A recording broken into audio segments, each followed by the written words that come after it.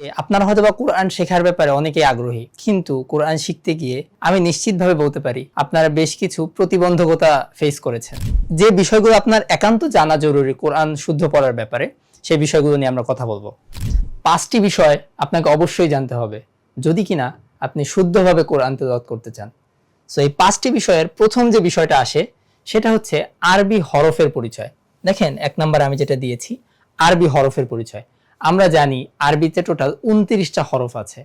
আপনাকে এই 29টা হরফ সম্পর্কে জানতে হবে। এই 29টা হরফ কিভাবে লেখে, এই 29টা হরফ কিভাবে কোরআনে আসে। আপনি ধরেন একটা ভাবে জানেন যে এভাবে করে বা লিখতে হয়, কিন্তু বা কিন্তু কোরআনে অনেক ভাবে আসে। সো আপনাকে এই প্রত্যেকটা স্টাইলের বাই আপনাকে জানতে হবে। তখন কি হবে, আপনার সামনে যখন কোরআন দেওয়া হবে, যে কোনো সূরা বা যে কোনো পারা থেকে যখন আপনি পড়তে যাবেন, তখন আপনার আর সমস্যাটা হবে না। সো এই আরবি 29টা হরফ সম্পর্কে আপনাকে বিস্তর ধারণা লাভ করতে হবে। ঠিক আছে, তো নাম্বার 2 যেটা, সেটা হচ্ছে হরকতের পরিচয়। হরকত কি? আমরা জানি এই যে এক জবর, অর্থাৎ উপরে যদি একটা জবর থাকে, অর্থাৎ একটা জের থাকে, অথবা যদি পেশ থাকে, এটাকে আমরা বলছি এক জবর এক জের এক পেশকে একত্রে আমরা হরকত বলি। অর্থাৎ জবর জের পেশ, এই বিষয়টাই মূলত হরকত। সো এটা গেল নাম্বার 2, এটা সম্পর্কে আপনাকে জানতে হবে। নাম্বার 3 যেটা আপনাকে অবশ্যই জানতে হবে সেটা হচ্ছে তানবিন। তানবিন কি? দেখেন কোন একটা হরফ, ধরেন আমি এখানে ফা লিখেছি, হ্যাঁ, এই যে ফা। সো এটাতে যদি আমরা 2 জবর দেই, অথবা 2 জের দেই, অথবা কি 2 পেশ দেই, হ্যাঁ, এটাকে আমরা বলছি তানবিন। অর্থাৎ 2 জবর 2 জের 2 পেশকে আমরা তানবিন বলে থাকি। সো আপনাকে তানবিন সম্পর্কে বিস্তারিত জানতে হবে। নাম্বার 4 যেটা, জজম ও তাজদিদের পরিচয়। আপনারা জানেন কিনা যে জজমের আরেকটা নাম আছে, কিন্তু সেটাকে আমরা বলি সাকিন। অর্থাৎ আপনারা অনেকে হয়তো মনে করেন যে জজম আর সাকিন হচ্ছে দুইটা আলাদা, কিন্তু আসলে তা না। জজম এবং সাকিন দুটো একই জিনিস। সো অনেক ক্ষেত্রে বইয়ে লেখা থাকে সাকিন, আবার অনেক আরবি বইতে দেখা থাকে জজম। সো ওই জায়গাটাতে গিয়ে আপনারা কিন্তু অনেকে কনফিউজড হয়ে যান। সো এই বিষয়টা একদমই কনফিউশন রাখা যাবে না। যে বিষয়টা হচ্ছে যে জজম আর সাকিন আর বোথ ইকুয়াল, এবং দুটোই একই জিনিস। সো আমি যদি একটু দেখি যে জজম সাধারণত কিভাবে থাকতে পারে। জজম 2 ভাবে থাকে, একটা হচ্ছে এইভাবে থাকে, এই যে এইভাবে থাকে, এটাও কিন্তু জজম বলছি, এটাকে আমরা জজম বলছি। আরেকটা যেটা থাকে এইভাবেও কিন্তু জজম থাকে, এই যে এইভাবে, ঠিক আছে, এটাও জজম। তবে এটার সাথে আরেকটা কনফিউশন লেগে যায় আরেকটা জিনিসের, হরকত আছে। যেমন পেশ আমরা চিনি, পেশ কিন্তু দেখতে এরকম, কিন্তু একটা ছোট্ট পার্থক্য আছে। দেখেন পেশে এই রকম থাকে, মানে এই যে মাঝখানে দেখেন একটা ফাঁকা জায়গা আছে, এই ফাঁকা জায়গাটা যদি থাকে তাহলে আমরা সেটাকে পেশ বলবো। আর যদি এটা মিলিয়ে লেখা থাকে এই যে এরকম, তখন আমরা সেটাকে জজম বলছি। তাজদিদ যে বিষয়টা, তাজদিদ মূলত তাজদিদ দেখতে এরকম হয়। এটা থাকা মানে কোন একটা হরফ, যখন আপনি কোন একটা হরফের উপর তাজদিদ আসবে, তখন সেটা মূলত 2 বার উচ্চারণ করতে হয়। ধরেন এখানে আলিফ আছে, তারপরে বা আছে। সো বা এর উপরে যদি আমি একটা তাজদিদ দেই এবং জবর দেই, এবং আলিফের উপরে যদি একটা জবর দেই, যদিও আলিফের উপর জবর দিলে সেটা আলিফ থাকে না, সেটা হামজা হয়ে যায়। আলিফ কখন বলি আমরা? আলিফ বলি যখন সেটা মানে জবর জের পেশবিহীন থাকে, তখন সেটাকে আমরা আলিফ বলি। আর যখন আলিফের উপরে জবর জের অথবা পেশ থাকে, তখন আমরা সেটাকে হামজা বলি।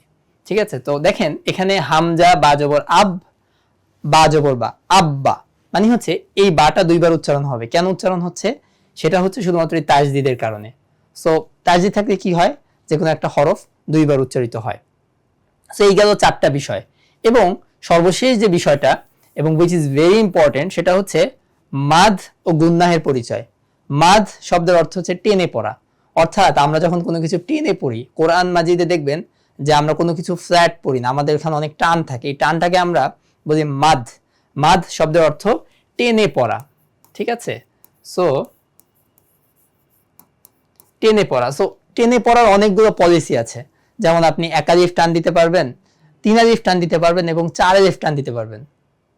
সো কখন কয় আলিফ টান দিতে হবে, কোন সময় টান দিতে হবে, এটা জানাটা শুদ্ধ পড়ার জন্য অসম্ভব রকমের জরুরি। এবং সর্বশেষ যেটা, গুন্নাহের পরিচয়। গুন্নাহ কি? গুন্নাহ যদি আমি বলতে চাই এক কথায় যে গুন্নাটা আসলে কি, এটা হচ্ছে হোল্ড করে থাকা। হোল্ড করে কি? যেমন আমি যদি একটা এক্সাম্পল দেখাই আপনাদের, এখানে যদি আমি লিখি হামজা নুন, ঠিক আছে, তাহলে হামজা নুনকে যদি তাজদিদ দেই, নুনের উপরে জবর দেই, তাহলে কি হয়? আন্না, এটা উচ্চারণ হয় আন্না। কিন্তু এখানেই আসবে গুন্নার বিষয়টা। গুন্নাটা কি?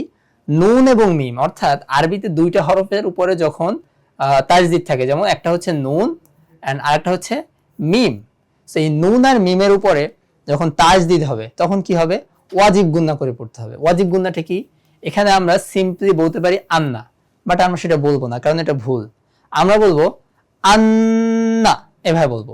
তারপর যদি আরেকটা এক্সাম্পল দেই, যে হামজা তারপর হচ্ছে মিম, তাহলে হামজা মিম জবর আম, মিম জবর মা, এটা আমরা সিম্পলি যারা ভুল বলে তারা বলে আম্মা, বাট এটা আম্মা হবে না, এখানে যেহেতু গুন্না আছে তাই আমরা এটাকে বলবো আম্মা, অর্থাৎ একাধিক সমপরিমাণ গুন্না করতে হবে, এবং এটা কিন্তু ওয়াজিব এই গুন্না করাটা। সো এটাকে আমরা বলছি ওয়াজিব গুন্না। সো এই যে 5টা বিষয় গেল, যে প্রথমে আরবি হরফের পরিচয়, অর্থাৎ 29টা হরফ সম্পর্কে আপনাকে একদম ক্লিয়ার আইডিয়া রাখতে হবে। নাম্বার 2 হচ্ছে হরকত সম্পর্কে জানতে হবে, কোনটা জবর, কোনটা জের, কোনটা পেশ, এই 3টা জানতে হবে। এবং তৃতীয়ত যেটা তানভিনের পরিচয়, এটা জানতে হবে, এবং জজম ও তাজদিদ এটা সম্পর্কে জানতে হবে, এবং সর্বশেষ যেটা বলেছি মাদ ও গুন্না, এই 5টা বিষয় যদি আপনি জানতে পারেন, ইনশাআল্লাহ অতি দ্রুত সময়ের ভিতরে আপনি কোরআন বিশুদ্ধভাবে তেলাওয়াত করতে পারবেন ইনশাআল্লাহ।